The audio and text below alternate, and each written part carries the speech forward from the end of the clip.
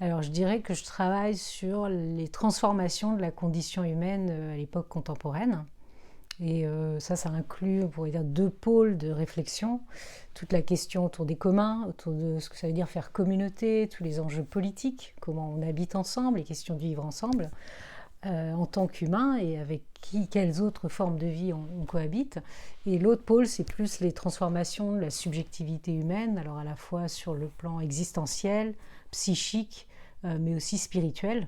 Donc là, c'est aussi, par exemple, ce qui m'intéresse particulièrement, c'est comment la question écologique, à la fois la sortie de l'Holocène ou ce que certains appellent l'entrée dans l'Anthropocène, d'autres le Capitalocène, comment tout ça, tous les bouleversements que ça implique, obligent à repenser notre condition humaine dans une condition élargie qu'avec David G. Bartoli, on appelle la condition terrestre. Et donc c'est un petit peu tout ça sur lesquels on travaille et qui correspond un petit peu aux deux livres qu'on a travaillé, sur lesquels on a publié jusqu'alors. C'est le premier qui est plus sur la question existentielle, sur l'habiter, sur qu'est-ce que ça veut dire être humain de manière plus générale. Donc ça c'est le toucher du monde aux éditions Dehors. Et la question plus politique, d'écologie politique, disons, l'a plutôt abordée dans la condition terrestre, habiter la Terre en commun. Alors comment j'ai été amenée à ces questionnements-là? Alors dans mon parcours de vie, donc j'ai fait des études de philosophie, mais en parallèle de mes études de philosophie, j'ai toujours été engagée, disons, dans la société civile, dans des formes de militantisme, mais aussi dans des collectifs artistiques, culturels, des initiatives diverses. J'ai commencé par travailler dans un collectif artistique qui était aussi travailler sur l'art sonore et qui avait une réflexion sur les logiciels libres. Donc toutes les questions des communs, comment à l'époque, au début des années 2000, ça reposait la question des communs, du brevetage, dans ce contexte de développement des technologies numériques. Donc ça a été une première étape importante dans cette alliance entre art, esthétique et collectif, créer en commun, faire communauté. Et puis il y a une rencontre importante qui s'est faite pour moi, ça a été au Brésil, quand je suis allée au premier puis au deuxième Forum social mondial, donc à Porto Alegre. Donc ça c'était au début des années 2000, où là j'ai rencontré le mouvement des Sans-Terre du Brésil.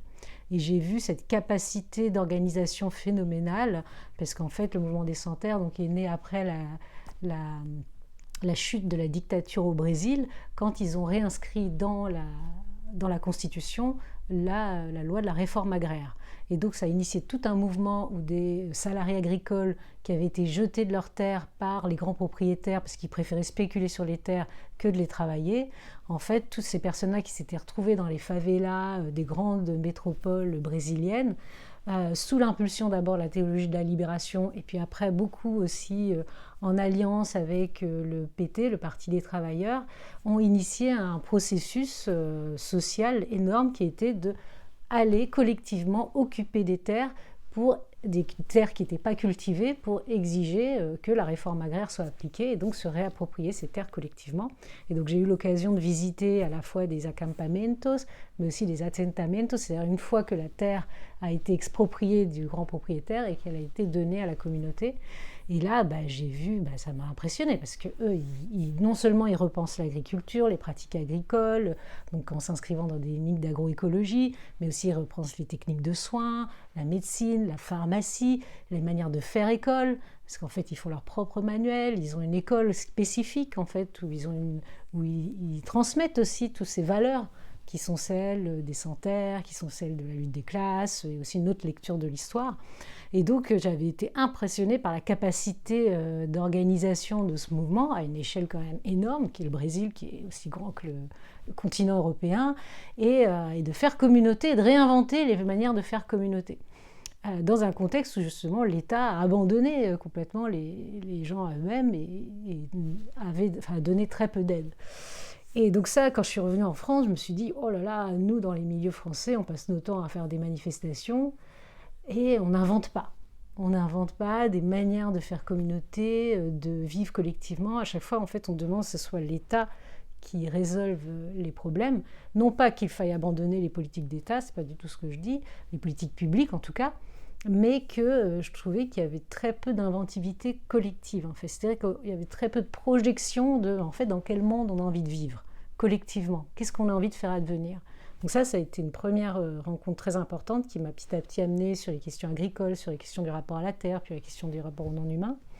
Et puis il y a une autre rencontre que j'ai faite qui a été très importante, là c'est notamment par l'intermédiaire de David que j'ai découvert ça, c'est tout le mouvement de la psychothérapie institutionnelle qui est né dans l'après-Seconde Guerre mondiale et qui en fait prenait en soin, il s'agissait de créer des lieux de refuge, en fait, des hôpitaux qui prennent soin plutôt des psychotiques, et en s'inspirant notamment de la psychanalyse, mais aussi d'autres courants plus existentialistes.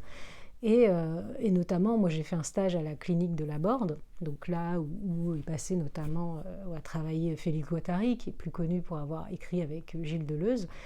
Et ce qui m'a impressionné là-dedans, c'était justement cette manière de prendre soin, et notamment de prendre soin des relations. C'est-à-dire que l'idée principale de la psychothérapie institutionnelle, c'est il ne suffit pas de soigner les individus, il faut aussi soigner les institutions. Parce qu'en fait, les institutions elles-mêmes produisent des pathologies. Les institutions qui reposent sur la domination, sur l'exploitation, produisent des pathologies psychiques. Donc si on soigne que les individus, on reporte en fait des pathologies qui viennent de l'institution et du milieu social, on les reporte sur l'individu, là où en fait leur cause et leur origine est sociale. Et donc celui qui a inventé le courant de la psychothérapie institutionnelle, François Tosquelles, il disait il faut soigner les deux en même temps. Et donc ça, j'ai trouvé ça passionnant de repenser justement le collectif à partir de personnes qui sont en détresse, qui des fois ont perdu d'une certaine manière la capacité à faire collectif. Quand on voit quelqu'un qui est catatonique, ça veut dire qu'il est toute la journée immobile, il n'est pas dans le contrat, dans la discussion, dans l'échange. Et pourtant, c'est un être humain et il faut vivre avec lui. Et en plus, à la Borde, où c'est un château qui est entouré d'étangs, d'une forêt, où il y a des animaux, il y a un jardin, il y a toute voilà. Et la question, c'est comment soigner l'ambiance qui font que c'est quelqu'un parce qu'il va s'occuper des ruches d'abeilles, et tout à coup, un psychotique, ça va lui faire une accroche, un transfert qui va lui permettre de se reconstituer dans sa subjectivité et de ne plus être complètement dissocié. Et donc, ce qui m'intéressait en fait notamment ces deux expériences qui sont le mouvement des Sans-Terre et la psychothérapie institutionnelle, c'était à la fois de repenser la dimension collective, communautaire, et en même temps prendre en compte toujours la dimension singulière, subjective, à la fois psychique et spirituelle. Donc c'est un petit peu autour de ça. Et puis la question écologique a commencé à devenir de plus en plus importante avec ces questionnements. Mais en fait, peut-être qu'il faut sortir de l'anthropocentrisme de la modernité face au constat que nos institutions, de manière générale, sont en crise. Ces institutions dont on hérite depuis l'époque moderne, en fait, sont en crise, et donc il faut réimaginer d'autres manières de faire institution depuis la condition terrestre. Donc je dirais qu'en termes de méthodologie, la spécificité de ma démarche philosophique, c'est à la fois travailler sur un plan théorique, conceptuel. Pour moi, la philosophie, c'est de la création. Là, je rejoins complètement Deleuze qui disait que la philosophie, c'était de la création de concepts. Donc pour moi, c'est d'abord de la création, c'est-à-dire c'est une capacité à imaginer des manières de faire monde. Donc ça, c'est un aspect de la philosophie, mais toujours en lien avec des terrains, avec des expériences collectives, pratiques, subjectives. Donc pour moi, j'ai toujours été aussi dans des formes d'engagement multiples. Et pour moi, la pensée, elle se fait depuis ces engagements.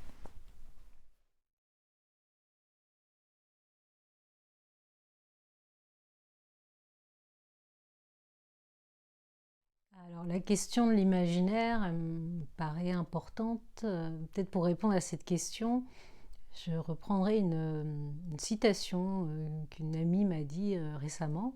Elle m'a dit une communauté qui perd la foi cesse d'être une communauté. Et ça m'a fait penser, je me suis dit, tiens, je trouve que ça ressemble à ce que l'on vit collectivement. Je dirais à l'échelle disons de l'Europe, mais aussi à l'échelle planétaire, parce que c'est comme si on avait perdu la foi au sens où on ne savait plus sur quoi on tenait collectivement, qu'est-ce qui nous faisait tenir ensemble. Là, j'entends foi au sens de la confiance ou de l'affect qui fait que des gens sont liés ensemble et sont engagés dans un devenir commun. Et c'est comme si l'affect fondamental sur lequel reposaient nos liens se désagréger. Et d'ailleurs, on le voit bien, la société se désagrège, il y a une méfiance généralisée qui est exacerbée par l'idéologie individualiste. Donc en fait, on ne sait plus ce qui nous fait tenir ensemble, donc chacun se réfugie dans ses petites communautés à lui, ce qui est accentué par l'effet des réseaux sociaux. Mais en tout cas, on sent qu'on a perdu un sens du commun, du faire commun, de faire communauté, et ce qui, au fond, c'est la perte de cet affect-là fondamental. Et cet affect, je pense qu'on vit un écart de plus en plus grand, un décalage de plus en plus grand entre justement comment on se sent au monde et les contradictions qu'on traverse, ou nos affects, enfin notre manière de nous sentir, et les imaginaires dont on hérite. Par exemple, sur la question animale, on voit bien que le fait de pouvoir torturer les animaux, expérimenter sur les animaux, ou même tout ce qui est la maltraitance animale dans le domaine industriel, on sent bien qu'aujourd'hui ça rencontre une limite au niveau de notre sensibilité. Et donc là, on voit que nos sensibilités sont en train d'évoluer, et donc nos affects aussi. Et on sent qu'il y a un décalage entre tout un système de représentation dont on a hérité, qui est notamment le système de représentation moderne, qui reposait sur l'idée que le sujet humain, l'être humain, était un sujet rationnel et qui se définissait en tant qu'humain justement en se séparant de la nature, et que donc tous les non-humains étaient des objets sur lesquels on pouvait expérimenter à loisir. Et ça, on voit bien que c'est en train de changer, que c'est en train de se fracturer. Et ça, c'est un exemple parmi d'autres. Alors, c'est pas pour dire que la modernité formait une unité. Au contraire, on voit bien que la modernité elle-même était basée sur une contradiction, qui était polarisée, disons politiquement, entre la gauche et la droite, où il y avait une contradiction entre, d'un côté, l'idéal communiste ou anarchiste de faire communauté, qui mettait l'accent plutôt sur des valeurs altruistes, sur le rapport à l'autre, et puis les idéaux plutôt individualistes défendus par le libéralisme, par l'économie. Donc là, il y avait déjà une polarisation, puis une polarisation qui se traduisait aussi par une contradiction, là plus fondamentale, entre les valeurs politiques humanistes, les droits de l'homme, et puis de l'autre côté le capitalisme qui marchandise absolument tout, dont l'humain, et qui entre complètement en contradiction avec les valeurs humanistes. Donc là, on voyait bien qu'il y avait une contradiction qui était à l'œuvre à l'intérieur même de la modernité humaniste. Mais malgré tout, tout ça reposait quand même sur une conception, je dirais, une cosmologie qui reposait elle-même sur une certaine anthropologie, une certaine conception de l'humain. Je pense que c'est ça qui est en train ou qui s'est déjà fracturé. Je pense que les 2 premières guerres mondiales ont complètement déjà fracturé cette conception-là de l'être humain. Et alors là, la fin de l'idéal communiste, je pense que là, ça a mis un terme définitif à toute possibilité de projection et d'espérance collective, de pouvoir se projeter dans un destin commun. Et on voit bien que depuis la la trahison absolue qu'a constitué les régimes communistes par rapport à ces idéaux humanistes, en tout cas, là, tout à coup, on se dit, mais en fait, sur quoi qu'est-ce qu'on peut encore espérer comme émancipation collective? Et donc, c'est là où il y a un travail à faire sur l'imaginaire qui, moi, me paraît central, de recomposer nos imaginaires qui soient capables de traduire, en fait, les affects et les nouveaux affects qui sont en train d'émerger, liés à notre condition terrestre, liés à l'émergence de nouvelles sensibilités, liés aussi au fait que tout ce qui a été dévalorisé par la modernité au nom de ce sujet rationnel, universel, en fait, c'est la question du corps qui a été systématiquement dévalorisée, et tous les êtres en fait, qui ont été réduits à leur dimension de corps, les non-humains, mais aussi les femmes, mais aussi tous les peuples racisés, esclavagisés. Donc tout ça, il y a quelque chose à retravailler de notre imaginaire collectif pour refonder les conditions d'un commun. Et l'hypothèse que l'on fait dans la condition terrestre, c'est que ces imaginaires collectifs, ils sont déjà en train d'émerger. Quand on commence à parler de symbiose, on voit bien que notre rapport au vivant, notre rapport aux autres formes de vie, il se transforme, il produit d'autres manières, d'autres images du corps. On voit bien que nos rapports à la Terre, comment on fait commun depuis la Terre, comment on habite la Terre, comment on prend en compte les milieux, tout ça est en train de transformer nos imaginaires et nous permettre aussi un décentrement qui va être plus adéquat par rapport aux affects que l'on porte et qu'on est capable d'exprimer collectivement. Donc le ravage écologique que l'on vit nous demande de reproduire de produire, en tout cas d'inventer, je dirais, de nouveaux imaginaires, c'est-à-dire de repenser nos relations aux autres, à l'ensemble des formes de vie. Et l'imaginaire, c'est aussi un autre aspect, c'est la question du désir. Parce que souvent, l'écologie, quand on parle d'écologie, on pense plutôt à des formes d'écologie punitive ou des contraintes, des limites, comment se mettre des limites. Et en fait, l'imaginaire va plutôt susciter le désir et qu'est-ce qu'on a envie de désirer collectivement. Donc c'est aussi ça, de générer de nouveaux imaginaires. C'est générer des espérances communes. Des espérances communes pour pouvoir faire monde autrement. Et là, j'arrive sur la question du monde. La notion de monde, elle est réapparue très récemment, notamment dans l'anthropologie. Avant, on parlait, disons, jusqu'au XXe siècle, fin du XXe siècle, on parlait essentiellement de culture. On parlait de la diversité des cultures humaines. Quand on parle de monde et de faire monde, là, on sent bien qu'il faut dépasser la perspective simplement culturaliste parce qu'il y a nécessité de prendre en compte d'autres manières de composer les relations avec les autres qu'humains, avec les autres formes de vie. Et c'est là où la notion de monde elle permet d'élargir le spectre qui était avant celui de la culture en incluant d'autres entités, aussi des esprits, des entités invisibles. Et donc c'est tout ça faire monde, et ça renvoie aussi à... Je pense qu'il faut penser le monde au pluriel, c'est-à-dire les mondes. C'est-à-dire qu'il ne s'agit plus, comme dans le projet humaniste, de penser une humanité réunifier le genre humain sur la planète Terre, mais plutôt de penser une multiplicité de manières de faire monde, comme nous invitent à le faire les apatistes. Donc dans notre livre, on parle de terre-monde, mais c'est aussi la perspective du pluriversel, du plurivers, comme en parle l'anthropologue Arturo Escobar. Donc c'est justement réinventer nos imaginaires pour être capable d'accepter la pluralité des mondes qui donne consistance et une épaisseur relationnelle à notre existence terrestre.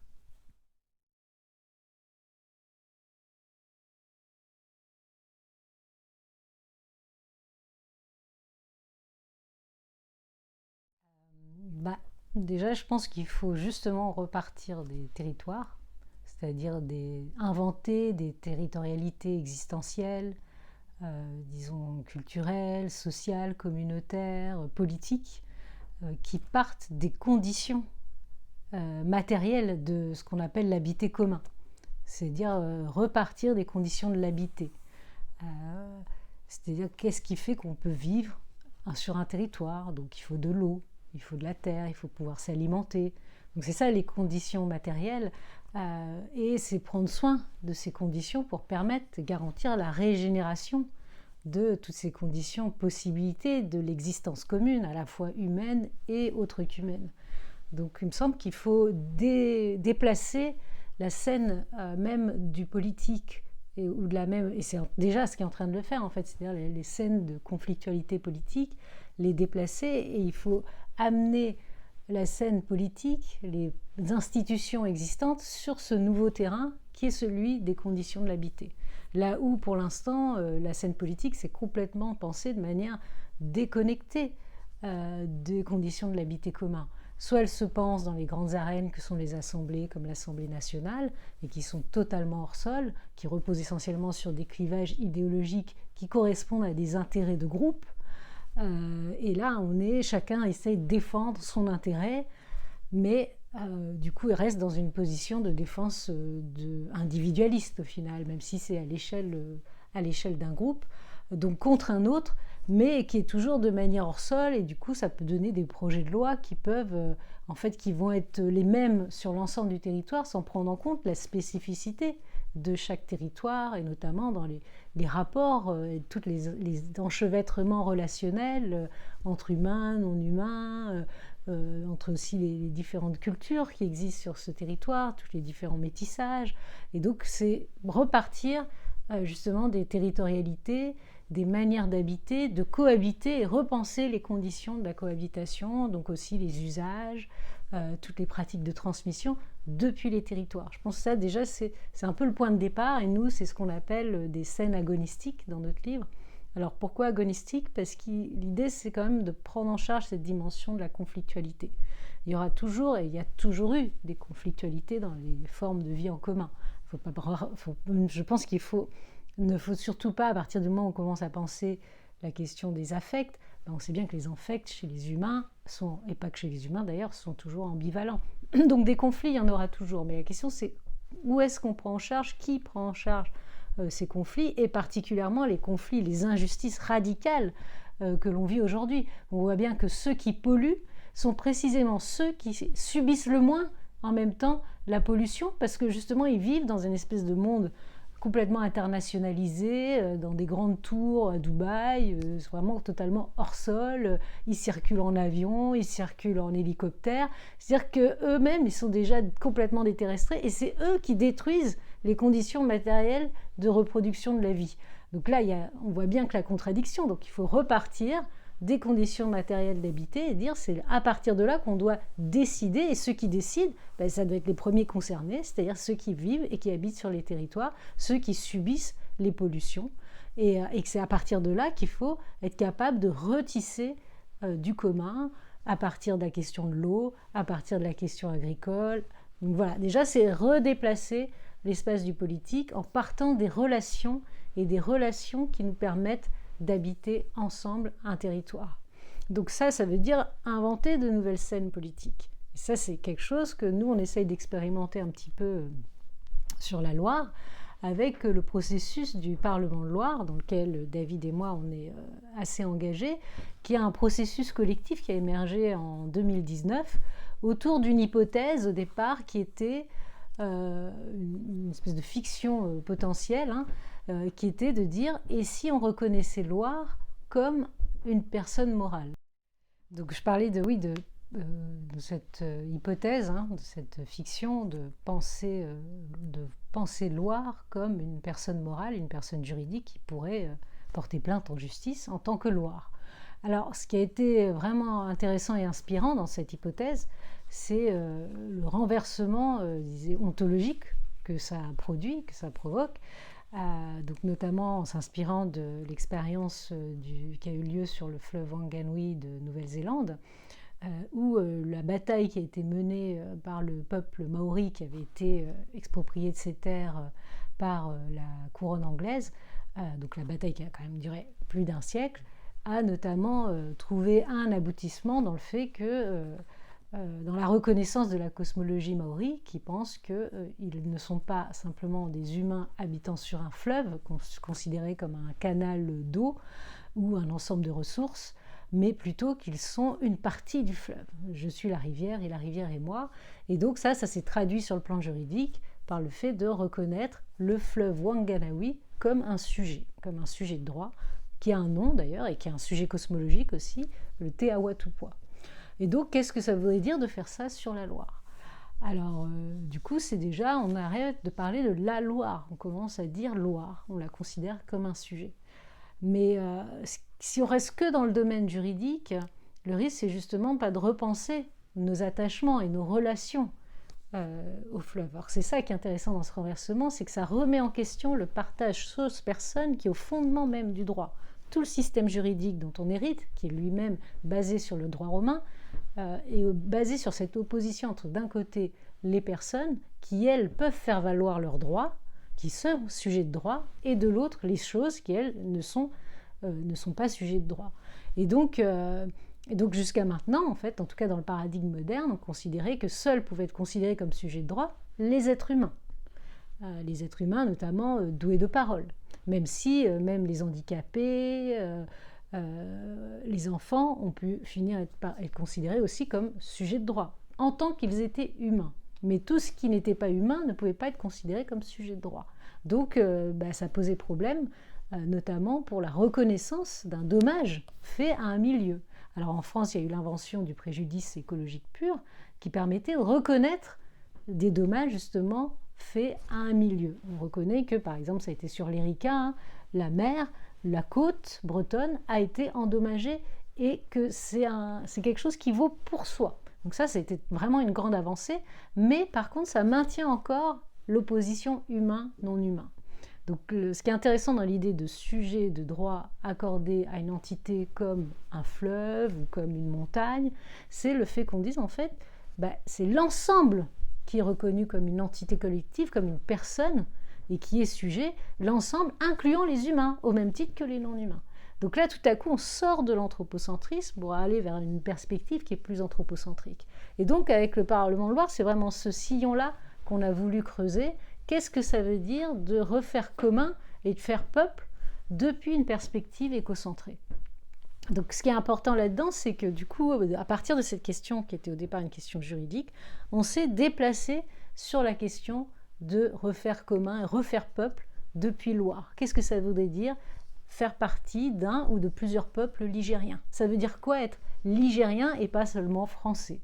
Du coup, comment on redessine les contours du commun depuis justement une territorialité qui est celle de Loire, mais pas simplement le cours d'eau en fait, mais Loire comme bassin versant, c'est-à-dire aussi en incluant tous ses affluents. Donc, et l'ensemble des humains et des non-humains qui habitent ce bassin versant. Donc aussi en prenant en compte tout l'ensemble des cycles du vivant, le cycle de l'eau, les saisons. Donc du coup, ça réinscrit les activités humaines dans de nouvelles temporalités, dans des temporalités aussi qui sont longues, qui sont ceux de la nature, qui sont ceux des sédiments par exemple, qui sont ceux des forêts. Donc c'est vraiment une autre manière de commencer à penser l'humain et la manière de faire communauté. Donc ça, c'est un petit peu le point de départ. Du coup, on s'est déplacé de la question juridique vers la question de justement tisser les liens à l'échelle du fleuve. Donc ça a donné lieu à un événement qui a lieu en septembre. Donc là, ça vient juste de se terminer, hein, qui est sur un mois l'organisation d'une grande remontée en bateau qui va de l'estuaire jusqu'à Orléans, où a lieu tous les ans une fête des bateliers de Loire.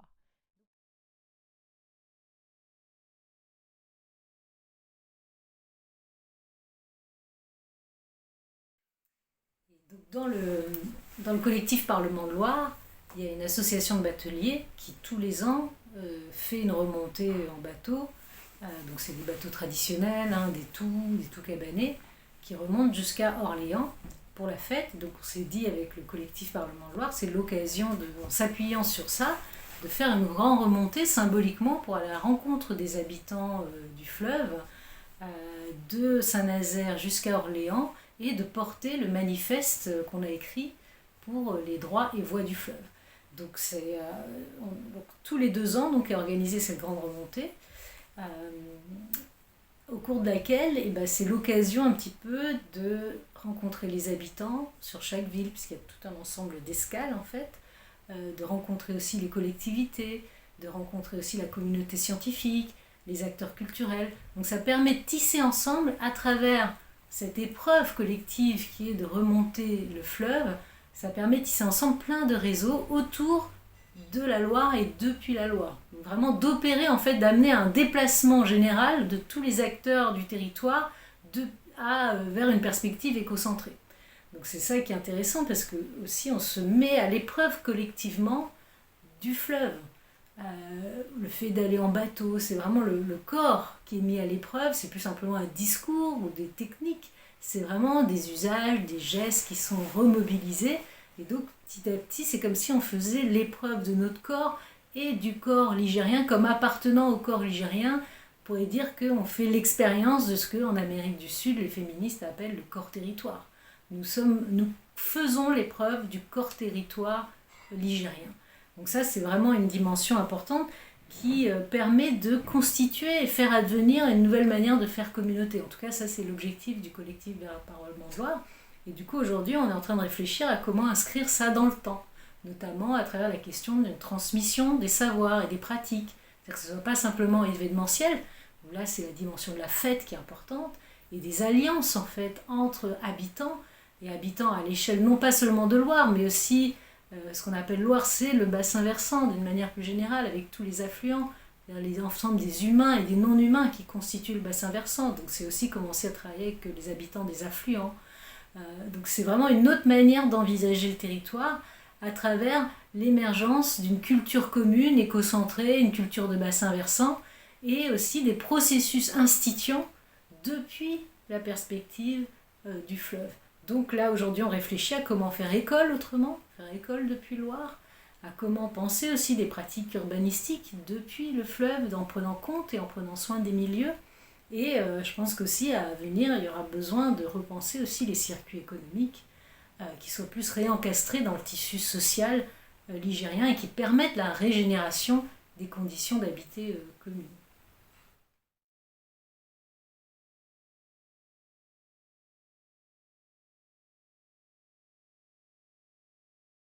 L'avenir est-il à la démocratie?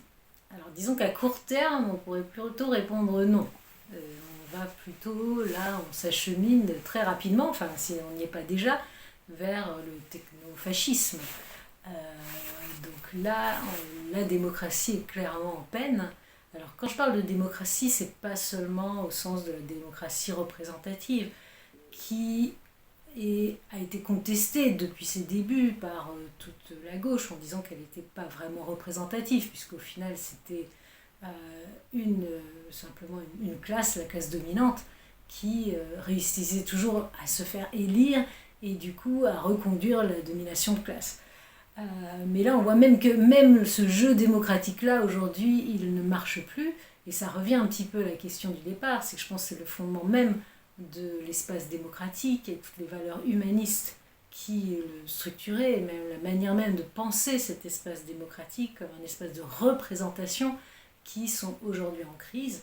Et du coup, ce qui prend le relais de ça, pour l'instant en tout cas, c'est plutôt un mouvement réactionnaire, très profond, et qui je pense justement prend le relais parce qu'il y a une crise comment dire, cosmologique, profonde, anthropologique, et face à une crise cosmologique, souvent la première réaction quand on est perdu, c'est plutôt que de s'ouvrir à la métamorphose et à la transformation, et ben on a tendance à se replier sur soi et à se crisper sur une identité fantasmée. Donc là, aujourd'hui, on voit bien les crispations identitaires de partout, et qui, alliées à tous les développements technologiques qui nous déterrestrent et nous encore plus, et qui vont encore plus détruire la planète, parce que là, si on voit par exemple rien que ce qui est appelé intelligence artificielle, qui est en fait un abus de langage, hein, c'est-à-dire cette espèce de grand calculateur à l'échelle mondiale, si on voit les ressources énergétiques qu'elle va demander pour fonctionner, ben rien que ça peut déjà absolument accélérer de manière absolument démentielle le réchauffement climatique et l'ensemble des catastrophes écologiques auxquelles on est déjà confronté. Donc là, on voit bien qu'il y a plusieurs phénomènes qui s'allient, à la fois le fantasme de toute puissance prométhéen hérité de la modernité, en même temps une crispation identitaire par rapport à justement une perte du sens de ce qui fait commun, et en même temps une accélération de toutes les logiques, tous les mécanismes en fait du capitalisme et du technocapitalisme qui là vont jusqu'au bout de l'épuisement des forces et des puissances terrestres. Donc là, je pense qu'on en a pour quelques années, disons, de couloirs ou de tunnels technofascistes. Mais donc la position que l'on peut prendre là-dedans, je dirais, pour revenir à la question de la démocratie, je pense que le seul avenir viable est démocratique. C'est-à-dire le seul avenir juste. Donc il ne faut pas y renoncer, mais il faut réinventer la démocratie pour la faire plus démocratique déjà, plus que celle de la démocratie représentative. Mais je pense que plus fondamentalement, qu'est-ce que c'est la démocratie? C'est le pouvoir du peuple. Or là, on ne sait même plus trop ce que c'est de faire peuple, vu que c'est le sens du commun et le sens du peuple qui est en question. D'où cette idée que nous, on essaye de travailler dans le livre La condition terrestre, ben justement, c'est ce que l'on appelle faire peuple qu'il faut revoir. Est-ce que c'est peut-être plus le peuple au sens humaniste, celui qui a été pensé par les théoriciens du contrat social, par les penseurs modernes, c'est-à-dire la communauté des humains, une communauté d'humains, c'est peut-être moins ça le peuple que d'inventer d'autres manières de faire peuple qui soient multispécifiques, qui incluent l'ensemble des non-humains. Et ça aussi, c'est un petit peu ce qu'on essaie d'expérimenter avec le collectif du Parlement de Loire. C'est-à-dire d'autres manières de penser ce que veut dire faire peuple, donc peuple rivière, peuple montagne, peuple multispécifique et multiculturel. Donc ça, il y a ça qui reste à inventer. Et puis il y a aussi la question du rapport au pouvoir, en fait.